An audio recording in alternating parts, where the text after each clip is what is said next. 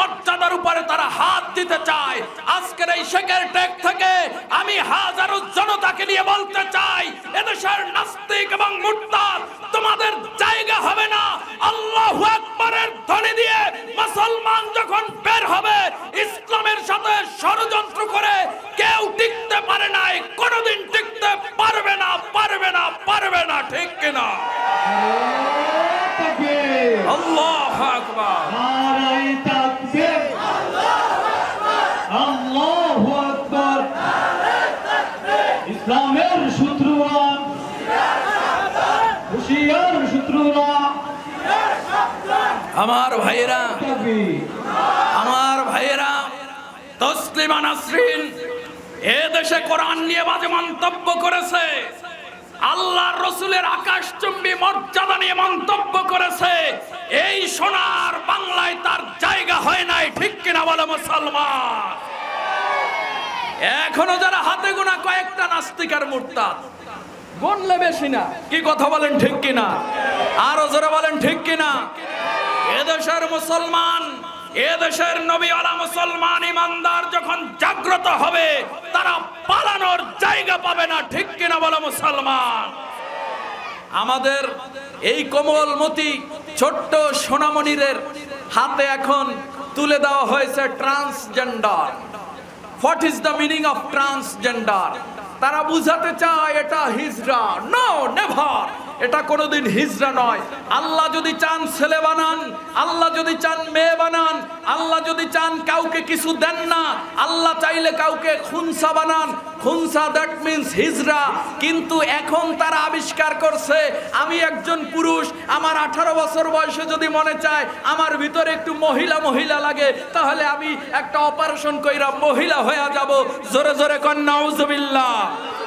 কোরআনের সাথে ইসলামের সাথে ট্রান্সজেন্ডারের ন্যূনতম কোনো সম্পর্ক না। ঠিক কিনা বলো মুসলমান? কারণ আপনাকে আমাকে যিনি পুরুষ বানিয়েছেন একজন, তিনি কে? আবার আবার মা বোনকে মহিলা করে মায়ের জাত করে পাঠিয়েছেন একজন, তিনি কে? আল্লাহর সিদ্ধান্তের এই জায়গায় যারা হাত দেয়, তাদের কোনোদিন ঈমান থাকতে পারে না। নাকি ভেজাল আছে? কোনো ভেজাল আছে? আল্লাহ বানাইছে পুরুষ, আমি এখন মহিলা মহিলা লাগে, আমি মহিলা হয়ে যাব।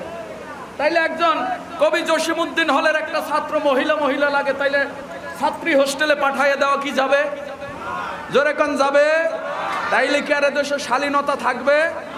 এই শিক্ষা ব্যবস্থার মধ্যে এই যত সব বাংরামি আর ফাজলামি আর ইত্রামি ঢুকাইছে, তারা আর কেউ নাই, তারা হাতে গোনা কয়েকটা নাস্তিক আর মুরতাদ। ঠিক কিনা বলেন? আরো জোরে বলেন ঠিক কিনা মুসলমান? আমরা আমাদের এই সমাজকে কোরআনের আলোয় আলোকিত করতে চাই কি চাই না? কোরআনের আলোয় আলোকিত করতে চাই কি চাই না? কে কে চাই হাত তুলে আমার আল্লাহরে দেখাই। নারে তাকবীর, নারে তাকবীর। আল কোরআনের আলো, আল কোরআনের আলো, আল হাদিসের আলো। কোরআন হাদিস যেখানে, ওয়াজ মাহফিল যেখানে, মাদ্রাসা মসজিদ যেখানে, গান বাজনা যেখানে, আপনারা নাই? আপনারা নাই? সত্য কথা নেই, চালাক হয়ে গেছে। আল্লাহ কবুল করুন, পড়েন আমিন। আরো জোরে কন আমিন, আরো জোরে কন আমিন। কষ্ট হয় আপনাদের? আমি বলতেছিলাম ডক্টর মরিস বুকাইলি, মনে আছে না নাই?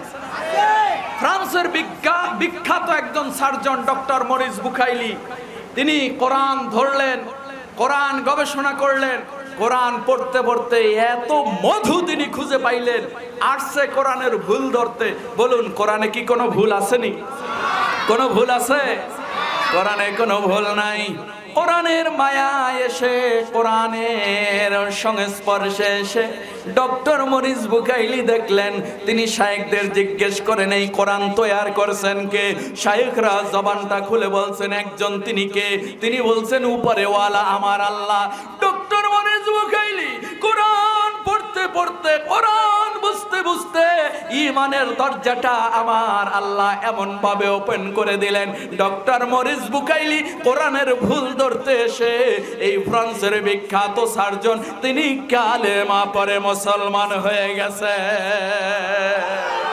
আর জোরে কন্যা সুবহানাল্লাহ। বন্ধু, আমি আপনাদের খেদমতে জানতে চাই, আমার কলিজার টুকরা সন্তানকে কোরআন শেখানোর দরকার আছে না নাই?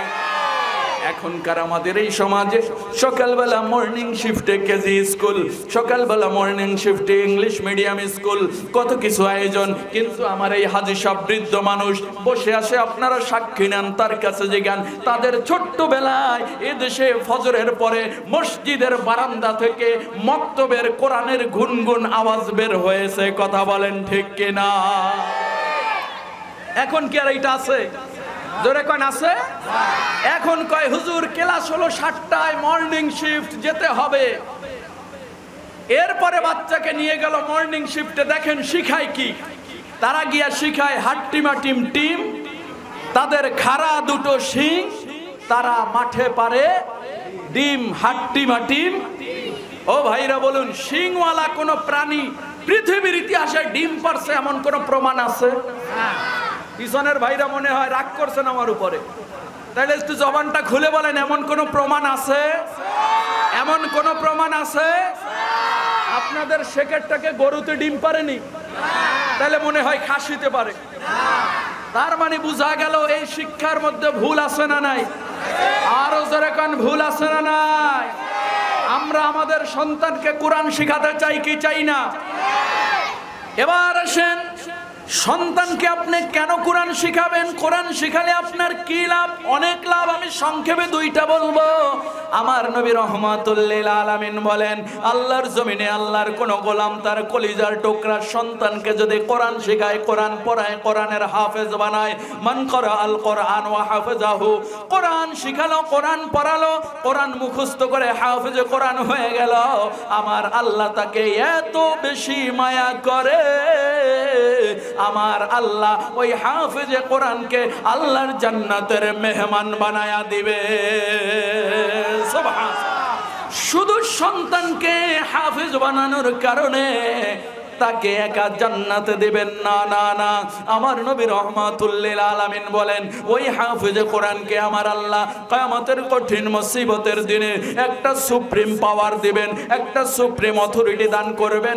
ওই সন্তানকে আল্লাহ তাআলা অর্ডার করবেন, যাও যাও যাও, তোমার পরিবারের এমন 10 জনকে তুমি আল্লাহর জান্নাতে নিয়ে যাও। কদ ওয়াজাবাত লাহুমুন নার, যেই 10 জন ছিল জাহান্নামের আসামি।